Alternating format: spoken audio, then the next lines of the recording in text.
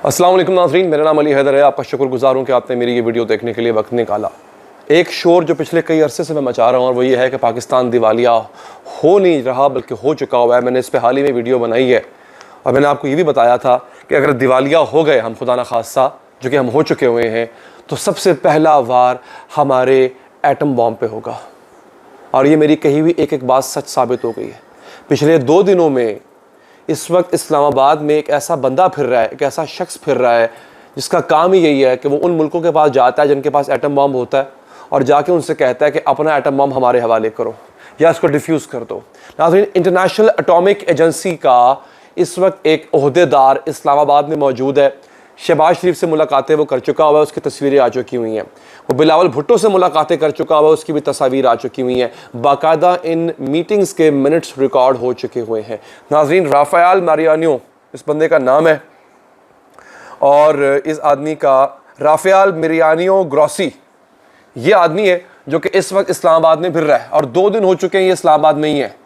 ये शहबाज शरीफ से मिलने आया है। इंटरनेशनल एटॉमिक एजेंसी का एक अहलकार, एक ओहदेदार पाकिस्तान में अगर है, अगर तो ये रेगुलर विजिट्स होते ना कि पहले भी आता रहता है यार, कोई बात नहीं, ऐसा नहीं है। न जाने कितने सालों के बाद ये अब आया है।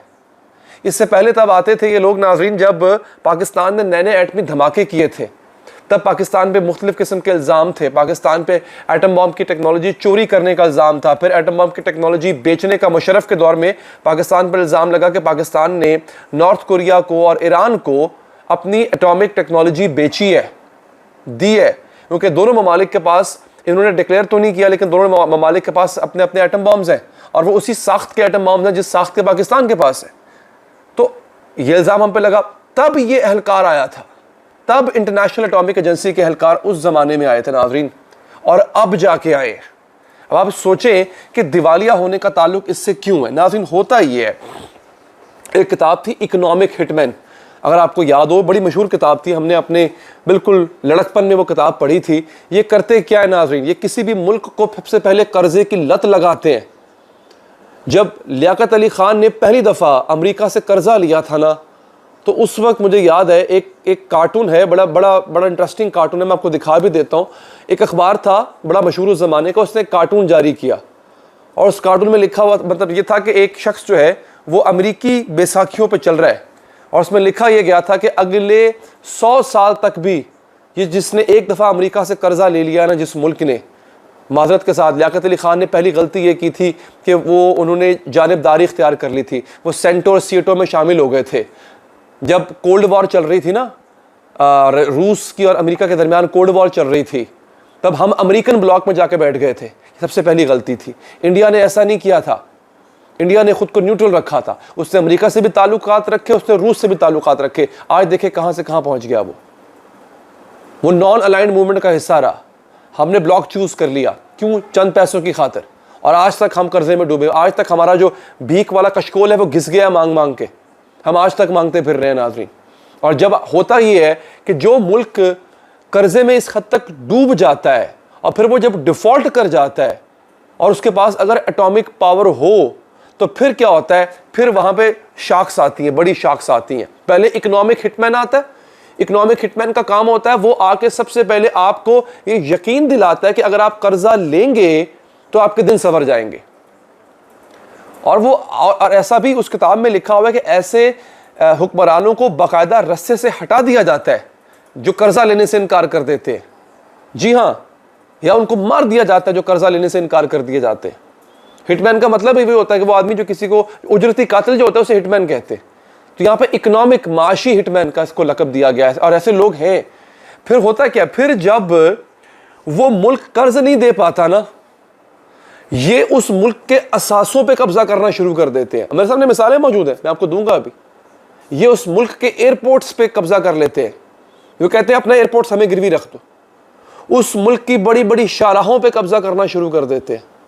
उस मुल्क के बड़े बड़े जो यूँ कह लें कि कॉम्प्लेक्स होते हैं जिसमें बड़ी बड़ी इंडस्ट्रीज शामिल होती हैं, उन पे कब्जा करना शुरू कर देते हैं। और आपको शायद याद होगा, ये कुछ अरसा पहले की बात है, हमें पता चला था कि हुकूमत जो है वो, ये इमरान खान साहब के दौर की बात है, हुकूमत मोटरवे गिरवी रखवाने जा रही है। ये बात पता चली थी, एयरपोर्ट्स गिरवी रखवाने जा रही है। और उसके बाद आखिर में अगर किसी मुल्क के पास एटमी सलाहियत हो या वो एटमी सलाहियत अचीव करने जा रहा हो नाजरीन, तो फिर उसकी एटमी सलाहियत को काबू में किया जाता है। शहबाज शरीफ से ये मिल रहा है, ये आदमी क्यों मिल रहा है, ऐसे दौर में क्यों मिल रहा है? क्योंकि अगर मैं आपको, हाँ ऐसा नहीं है कि, और उसके बाद बदले कुछ आसूदगी भी दी जाती है। वो बड़ी यूँ कह लें कि कलील वक्ती, थोड़ी देर की आसूदगी होती है। आपको चंद डॉलर एक्स्ट्रा दे दिए जाएंगे इसके एवज कि आप अपना एटमी प्रोग्राम जो है वो उनके हवाले कर दें। मैं मानता हूं कि भारत को फिलहाल हमसे कोई लेना देना नहीं है। क्यों? भारत जितनी भी अपनी प्रिपरेशन कर रहा है ना, वो कर रहा है चाइना के लिए। भारत की डिफेंस बजट जो है भारत का वो 75 अरब डॉलर है। वो सारी की सारी तैयारी चाइना के लिए कर रहा है। पाकिस्तान को मारने की उसको जरूरत नहीं है। हम अपनी मौत खुद मर रहे हैं, जो हमारा हाल है माशाअल्लाह से, क्योंकि हमने तो जागना है नहीं, हमने तो सोए रहना है। तो हो ये रहा है कि हमें जो है वो अपनी परवाह है नहीं, दुश्मन अपने आप को तैयार कर रहा है। अब जाना करके भी भारत ने अगर अब तक कोई एडवेंचर नहीं किया नाजरीन, बड़ा एडवेंचर, उसकी वजह यही है कि हमारे पास एटम बॉम्ब है। हम वैसे नहीं लड़ सकते। ये बात मैं आपको हकीकत बता रहा हूँ दोस्तों। अगर वसाइल की बात हो ना, हम भारत से लड़ नहीं सकते। 500 अरब डॉलर की इकॉनमी है वो, हमारे अकाउंट में 2.5 अरब डॉलर पड़ा हुआ है इस वक्त। हम एक हफ्ता नहीं लड़ सकते। हमारे सिर्फ एक चीज बचा के रखा हुआ है, अब वो है एटम बॉम्ब। उसमें यह कि हम तो मरेंगे सनम, तुमको भी ले डूबेंगे। हम तो डूबेंगे सनम, तुमको भी ले डूबेंगे। अबे मारोगे, हम बटन दबा देंगे भाई, तुम भी जाओ, हम तो जाएंगे, तुम भी जाओगे भाई। इसी डर ने इंडिया को बाज रखा हुआ है। और वो भी अगर हमने दे दिया, हमें तो कच्चा खा जाएगा। हमसे कई गुना बड़ा मुल्क है भाई, 1.5 अरब की आबादी है, दुनिया की सबसे बड़ी फौज है उसके पास तादाद के लिहाज से। डिफेंस बजट उनका 75 अरब डॉलर है, हमारे कुल असासे 2.5 अरब डॉलर के हैं। वो खा जाएगा। मुझे डर इस बात का है कि ये बंदा जो यहां पे फिर रहा है इस वक्त, इसको बुलाया गया है, ये खुद नहीं आया, वरना इतना अर्सा पहले आ जाता।